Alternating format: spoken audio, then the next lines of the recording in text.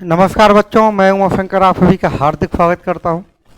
बच्चों, अभी हम लोग 2025 में सीयूटी यूजी का जो एग्ज़ाम हुआ था उसका अध्ययन कर रहे हैं, उसके पीवाईक्यू का अध्ययन कर रहे हैं। और अभी तक हम लोगों ने क्वेश्चन नंबर 1 से क्वेश्चन नंबर 35 तक अध्ययन कर लिया है। और आज का जो हमारा टॉपिक है वो है क्वेश्चन नंबर 36 है।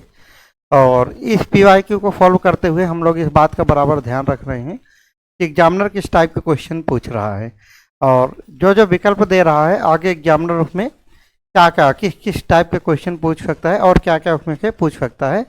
और चारों विकल्प का हम लोग बिल्कुल विस्तृत में अध्ययन कर रहे हैं। एक दिन में हम लोग कम ही क्वेश्चन कर रहे हैं, 5 क्वेश्चन ही कर रहे हैं, लेकिन वो 5 क्वेश्चन आपके 10 क्वेश्चन के बराबर है, 20 क्वेश्चन के बराबर है, क्योंकि हम लोग चारों विकल्पों को एकदम डिटेल में अध्ययन करते हुए चल रहे हैं। तो आइए देख लेते हैं आज का जो ऑप्शन है क्वेश्चन नंबर 36, यहीं के हम लोग शुरू करने वाले हैं। और इसमें इब्न बतूता के बारे में 4 बात कही है एग्जामिनर ने, और इसमें से एग्जामिनर जानना चाहता है कि 3 बात तो एग्जामिनर ने सही लिखी है, 1 बात गलत लिखी है। तो जो गलत बात है उसको ढूंढ कर निकालना है इसमें से। तो आइए देख लेते हैं। जो इसका स्टेटमेंट नंबर 1 है, रहला जो अरबी भाषा में लिखा गया उसका यात्रा वृत्तांत है। हमें पता है जब मोहम्मद बिन तुगलक का कार्यकाल रहता है 1325 ईस्वी से लेकर 1351 ईस्वी में, जो कि दिल्ली सल्तनत में तुगलक वंश का एक बहुत ही महान शासक होते हैं, सबसे ज़्यादा पढ़े लिखे होते हैं। ये बात अलग है कि वो जो योजनाएं बनाते थे वो फेल हो जाती थी, क्योंकि वो ठीक से शायद एग्जीक्यूट नहीं कर पाते थे। उन्हीं के यात्री में, उन्हीं के समय में मोरक्को से एक यात्री आए थे यहाँ पर, उनका नाम होता है इब्न बतूता। तो इब्न बतूता 1333 ईस्वी में 1333 ईस्वी में भारत आया था, यानी कि सिंध में आया हुआ था। तो जो उस समय मोहम्मद बिन तुगलक का शासनकाल रहता है यहाँ पर, और इन्होंने एक पुस्तक लिखी थी रहला, जो कि अरबी भाषा में लिखी गई थी, और उसमें उसने अपने यात्रा का विवरण देता है।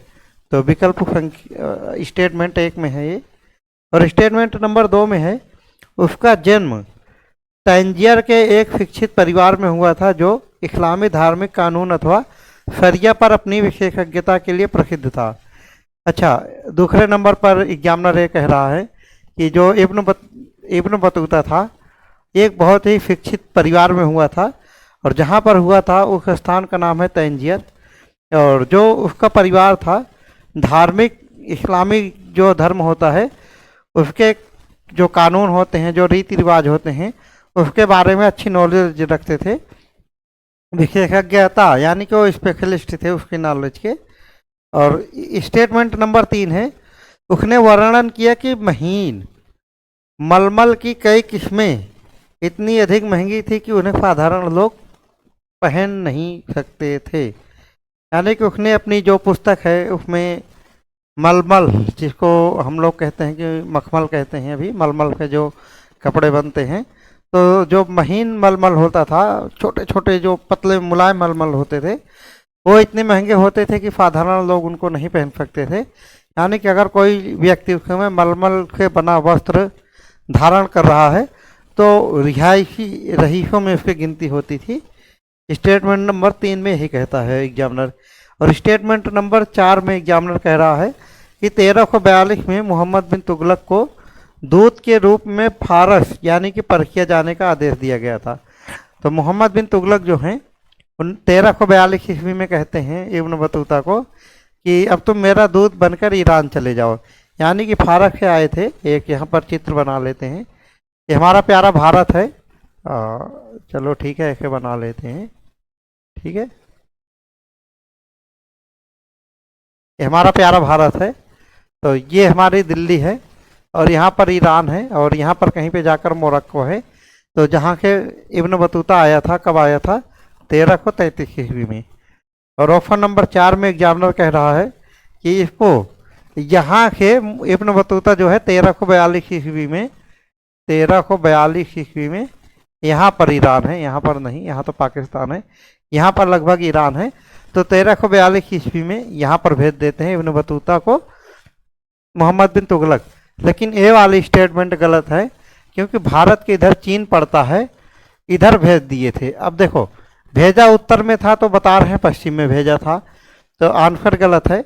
और हो सकता है कई बार ये दिशा देकर पूछ सकता है, हम पे गुमराह कर सकता है कि पश्चिम दिशा में भेजा है, तब भी आपका आंसर गलत हो जाएगा, क्योंकि इसको उत्तर और पूर्वोत्तर की तरफ भेजा हुआ है, चीन में भेजा है। तो सही आंसर है इसका जो गलत स्टेटमेंट है विकल्प ऑप्शन संख्या 4 है। और हमें ढूंढ कर यही निकालना था कि ऑप्शन नंबर 4 इसमें से सही नहीं है, तो सही आंसर है विकल्प संख्या 4, क्योंकि इसको 1342 ईस्वी में मोहम्मद बिन तुगलक ने भेजा तो था अपना राजदूत बनाकर, लेकिन ईरान नहीं, वो चीन में भेजा हुआ था। तो इसका सही आंसर हमारा हो जाता है विकल्प संख्या 4।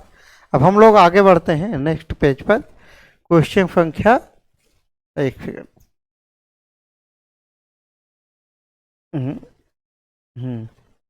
अब हम लोग देखते हैं क्वेश्चन नंबर 37।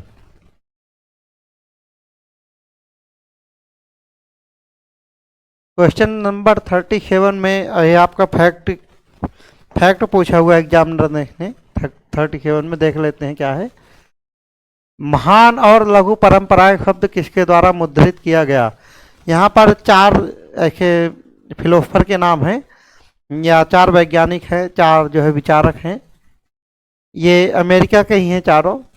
और इसमें से एग्जामिनर पूछ रहा है कि एक व्यक्ति ने महान और लघु परंपराएं को मुद्रित किया, यानी कि उन्होंने बताया कि महान परंपराएं कौन होती हैं जो ज़्यादा समय तक चलती हैं, और लघु परंपराएं कौन सी होती हैं जो कि एकदम शॉर्ट टाइम में ही ख़त्म हो जाती हैं।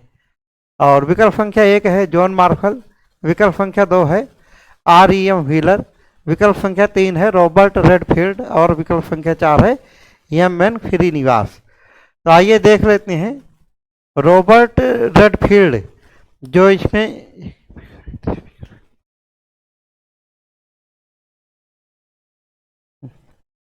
जो ये जॉन रॉबर्ट रेडफील्ड हैं, इन्होंने ही महान और लघु परंपराओं के बारे में बताया कि महान परंपराएं कौन सी होती हैं और लघु परंपराएं कौन सी होती हैं। हालांकि ये सारे ही अमेरिकी फिलोसफर है, लेकिन आपको सही आंसर है आंसर संख्या 3। क्वेश्चन नंबर 38 देख लेते हैं। एग्जामिनर कह रहा है सगुण भक्ति परंपराओं में शामिल नहीं है। यहाँ फिर एग्जामिनर जो है 4 स्टेटमेंट दे रहा है, और इस नहीं का आप लोगों को अपने एग्जाम में जब क्वेश्चन पढ़ोगे तो बहुत ही प्रॉपर ध्यान रखना है, क्योंकि एग्जामिनर कई बार आपको क्वेश्चन गलत करवाने के लिए नहीं ही दे देता है। तो आप लोगों को एक से ज़्यादा ऑप्शन सही तो लग रहे होते हैं, लेकिन आपको लगता है कि इसमें मोस्ट अप्रोप्रिएट आंसर कौन सा है। तो इसीलिए आपको नहीं को विशेष ध्यान में रखकर चलना है कि एग्जामिनर कहाँ पर आपको फंसाना चाहता है। तो आइए देख लेते हैं। तो विकल्प संख्या 1 है शिव विष्णु और उसके अवतारों की आराधना पूजा पर केंद्रित परंपराएं, कि ये जो शिव विष्णु और देवी देव शिव विष्णु और उनके जो अवतार होते हैं, जैसे कुछ लोग मानते हैं कि जो हनुमान जी हैं भी शिव के अवतार हैं, अर्जुन भी शिव के अवतार हैं, कृष्णा जो है भी जो श्री कृष्ण है वो विष्णु के अवतार थे, है ना। तो इस तरीके जो अवतार मानकर इनको केंद्र मानकर पूजा करते हैं, सगुण परंपराओं में वो शामिल होती हैं कि नहीं, नहीं होती हैं तब आपका आंसर सही हो जाएगा। अगर होती होंगी तब आपका आंसर कुछ दूसरा ढूंढना पड़ेगा इसमें। और विकल्प संख्या 2 है, स्टेटमेंट नंबर 2 है कि देवी या देवियों के रूपों की आराधना पूजा सभी की अक्सर मूर्त यानी कि एंथ्रोपोमॉर्फिक रूपों में अवधारणा हुई है, यानी कि देवी देवताएं जो हैं इनकी पूजा जो है अक्सर मूर्त के रूप में की जाती है। मूर्त रूप का मतलब है कि इनको मानकर किया जाता है कि हाँ इनका अस्तित्व है, देवी और देवताओं को इनका अस्तित्व मानकर पूजा की जाती है। अगर सच में की जाती होगी तो आपका आंसर गलत होगा, नहीं की जाती होगी तो आपका आंसर नहीं में ही देना है। देख लेते हैं। स्टेटमेंट नंबर 3 है भगवान विष्णु की अमूर्त निराकार रूप में पूजा आराधना। अमूर्त का मतलब यह है कि ऐसा माना जाता है कि जैसे भगवान विष्णु है ही नहीं, थे ही नहीं, बस अगर माना जाए तो हैं, मतलब उनको खाली एज्यूम करने की बात है। जैसे मैथ, आप लोग हर कोई मैथ पढ़ाई होगा कभी ना कभी, तो मैथ के लोग जो है मानते हैं कि माना x बराबर 2 किलोमीटर, अगर ऐसे ही कोई मान के करता है कि भाई माना कि भगवान विष्णु होंगे तब इनकी पूजा की जाए निराकार में। इस तरीके से कबीर जी जो है निर्गुण ब्रह्म की उपासना करते हैं। और अगर भगवान की भी उपासना ऐसे होती होगी, भगवान विष्णु की, तब आपका आंसर गलत हो जाएगा। नहीं होती होगी तो आपका आंसर सही हो जाएगा, क्योंकि इसमें नहीं पूछा गया है। विकल्प संख्या 4 है, गुणों के साथ भगवान की मूर्ति रूप में आराधना पूजा। यानी कि क्वालिटी के साथ में, कि भगवान है, इनके अंदर क्वालिटी है। जैसे कि आप लोग देखते होंगे, जब भी भगवान की वो देखते होंगे, मूर्ति देखते होंगे या कुछ भी देखते होंगे, आपको लगता होगा भाई इनके अंदर क्वालिटी है। और इनके अंदर खास तौर पे क्वालिटी क्या है?